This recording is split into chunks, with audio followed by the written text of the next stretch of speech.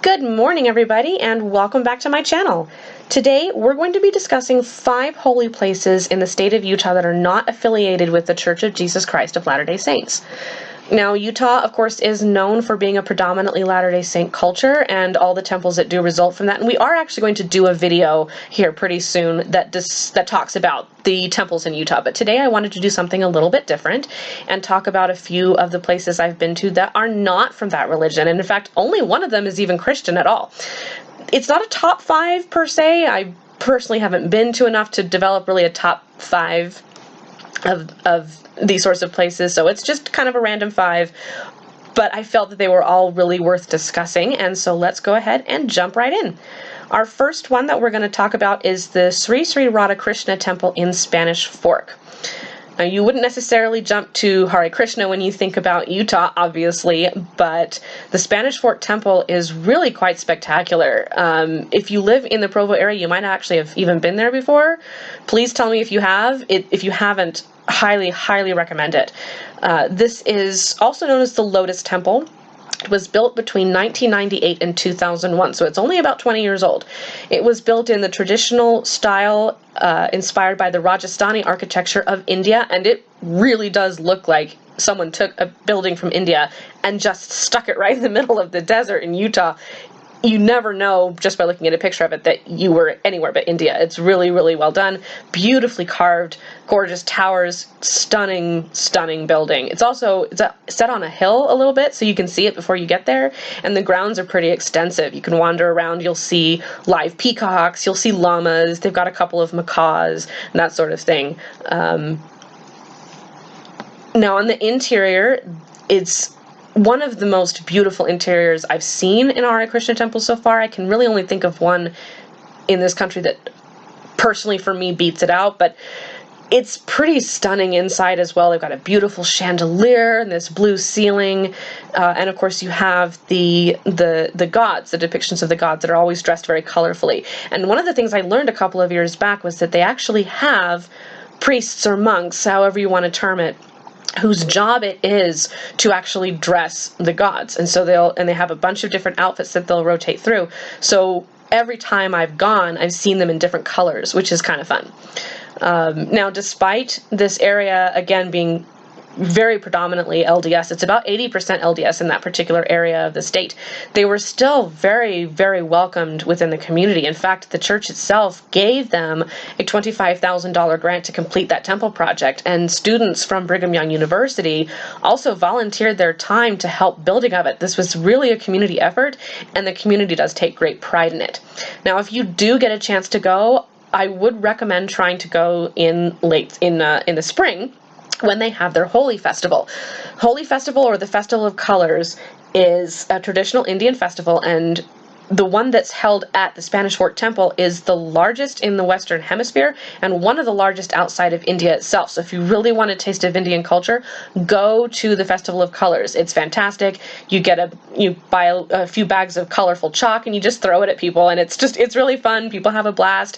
There's songs and dances, and it's really, really fun. You can't go inside the temple because, of course, they want to keep that pretty pristine, but they also have this thing where they have people put their colored handprint on the wall of the temple, and it takes a couple of days to eventually, scrub all that off and everything. But it's a really fun tradition. If you live in Provo or thereabouts, definitely go. And speaking of Hare Krishna temples, Salt Lake City actually recently got one themselves. Their temple just opened in 2019, so it's brand spanking new. And I actually didn't know about this until later in the game because, of course, it opened at the end of 2019, and then in the beginning of 2020, we had all the shutdowns with the pandemic, so I didn't even realize it was there until late last year. And I attended a Diwali festival, which was really fantastic. And we'll get to that in a second, but this particular temple, it's not as large or as grandiose as the one in Spanish Fork. You're not going to see the peacocks wandering around or anything. But the details there are really, really exquisite. You've got these sandstone carvings of lotus blossoms, parrots, peacocks. There's those beautiful arches that are also in the style of Jaipur, which is in the Rajasthani region of India. So it's similar in style, but a little bit more simplistic. And you go inside, and the altars, again, are more simplistic, but the space is very airy, very, very comfortable.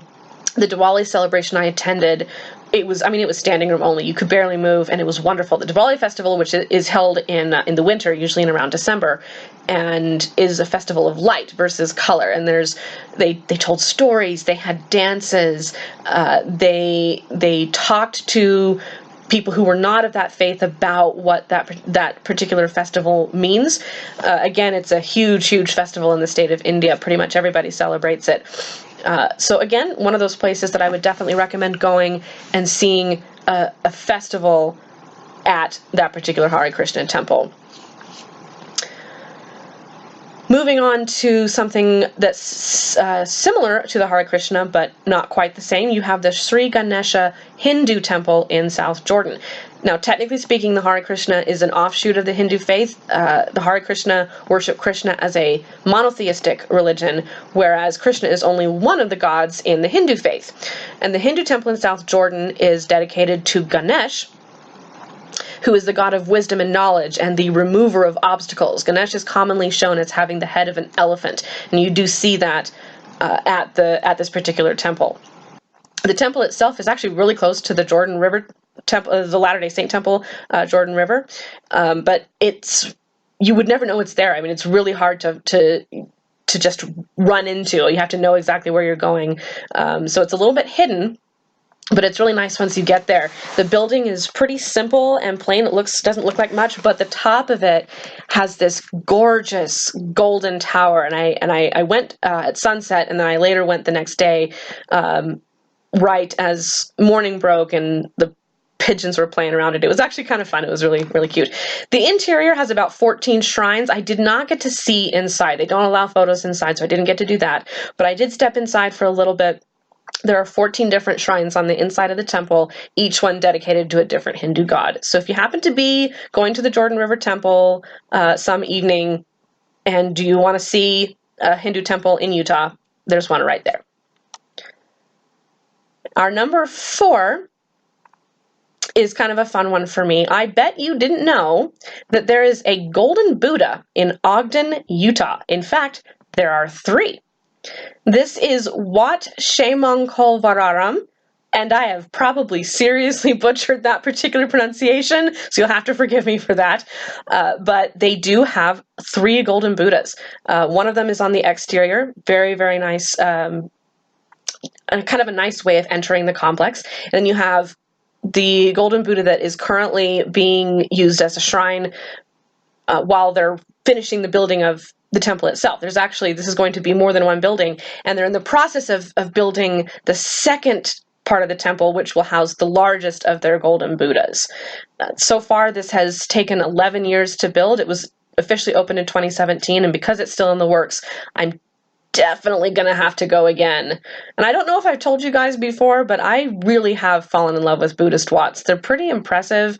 They tend to be very, very colorful. There's a lot of bright reds, there's golds. Obviously with the golden Buddhas you have something like that, and their shrines are always really detailed and fascinating. So if you get the chance to go, Ogden may be a little out of some people's way, but definitely worth it. And last but not least, we have Saint Xenia in Payson, Utah. Now, this is an Eastern Orthodox church of the Antiochian Archdiocese, and it is brand spanking new. And in fact, this one also is not yet complete. They have an iconographer who's doing the work on the ceiling and walls that they brought in from Serbia, but he actually did have to go back, and he hasn't returned. So they're actually still waiting on the rest of the ceiling and walls to be done. Currently, what we have in their iconography, we have a depiction of the Nativity and the Resurrection on either side, and the Theotokos, or the Virgin Mary, that sits above the altar surrounded by angels.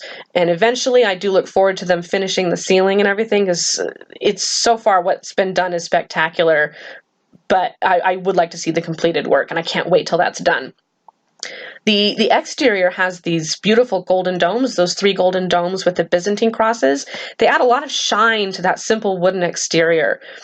The church itself is dedicated to Saint Xenia of St. Petersburg, Russia, who is the patron saint of finding lodging, employment, and spouses. So hey, if you're looking for a spouse, you know who to talk to. Now, if you've never attended an Orthodox service, I'd actually recommend doing so. It's really kind of a fascinating experience. Now, generally, you don't see a lot of pews in an Orthodox church because most people will stand through the service as opposed to sitting down. You'll usually see some chairs at the edges for people who can't stand, who have some sort of physical ailment that they need to sit down. But for the most part, people are standing. There's a lot of energy in these sorts of services. They have much more of a celebratory feel through their rituals. And my gosh, if you think Catholics sign the cross a lot, wait till you experience an Orthodox service. It happens a lot. And it's also actually done differently than you'll see with Catholics, from the way they hold the hand to the direction that the cross is drawn in, but it does happen a lot.